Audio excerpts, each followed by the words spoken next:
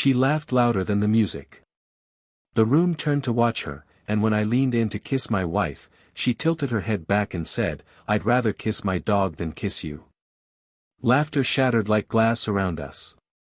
Her friends, with their smug, shallow faces, howled.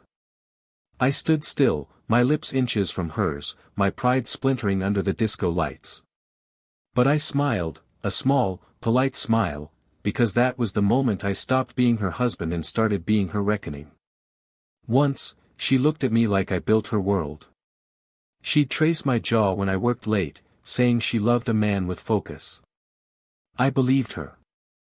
I built that focus around her, our house, her career, her dreams. I turned down promotions, moved cities, adjusted everything so she could find herself. Turns out, she found herself in someone else's bed. Her best friend, Claire, told me, not out of loyalty, but drunken guilt at a barbecue. She mumbled something about how it started as a joke, a dare, then a secret. That secret had a name, Ryan, her coworker. I didn't react. I didn't throw bottles or shout. I simply said, "Thank you," and poured her another drink. After that, I watched quietly. She got sloppy with her lies, girls' nights ending at odd hours, new lingerie that never appeared at home, her perfume lingering on shirts she didn't wear to work. I installed a tracker in her car, cameras in the living room, synced her phone's cloud. It wasn't obsession, it was evidence. The kind that doesn't scream in court, it whispers. 2 months. That's how long it took to gather everything, photos, texts, audio. Her voice saying, "He'll never find out. He's too busy being perfect." I smiled when I heard that because she was right. Perfect was exactly what I needed to be. Divorce was too small. I wanted her to lose something bigger than money, reputation, comfort, control. So, I waited for her birthday.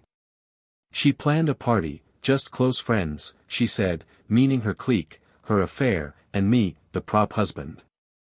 I offered to host it at our house. She loved the idea. Of course, she did. She didn't know I'd already moved half our joint accounts into a separate trust. She didn't know I'd cloned her phone or that the living room's audio system could broadcast recordings with one button. She thought she was in control. And I let her think that. The night arrived, golden and loud. Music pulsed. Champagne flowed. Her laughter echoed like nails on glass. She looked stunning, red dress, bright lipstick, eyes full of pride. I watched her float around the room, touching shoulders, pretending to be adored. Then came her favorite song. She dragged me to the dance floor, drunk on confidence. Her friends cheered as we moved. Halfway through, I leaned in to kiss her, not out of affection, but as a test. She failed spectacularly. "I'd rather kiss my dog than kiss you." Laughter, mocking, cruel, loud enough to stain. I let it linger for 3 seconds. Then I whispered, "Then I hope your dog doesn't mind who you've really been kissing." The laughter stopped. A perfect silence, tight and immediate. I pulled a small remote from my pocket and pressed play. Her voice filled the room through the speakers, clear as glass. "I can't wait till he's out of town again. Ryan does things he never could." A gasp. Then another clip, "He still thinks I'm at yoga. Poor idiot." Laughter from the recording, not the room. I turned to the crowd. Their faces froze, shock, pity, disgust. Her lipstick paled. "Turn it off," she whispered, her hand trembling. "Why?" I said quietly. "You said worse." Clip 3, "If he knew what we did on his desk." She lunged for the remote. I stepped back. The crowd parted like water. Her coworkers, her friends, her precious image, all cracking in real time. Ryan stood at the back, pale, guilty, motionless. I looked at him. "You might want to polish your resume. HR will love the footage." Because yes, I'd already sent it, every timestamp, message, image.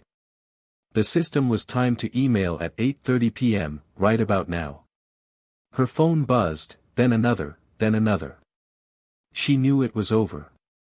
She tried to cry, to spin it, to beg, but her voice broke under the weight of her own lies. Claire looked away. Even she couldn't defend this. Ryan walked out without a word. I took off my ring, placed it on the counter, and said, "Next time you want to humiliate someone, make sure they're not the one writing your ending." Then I walked out, calm, unhurried, free.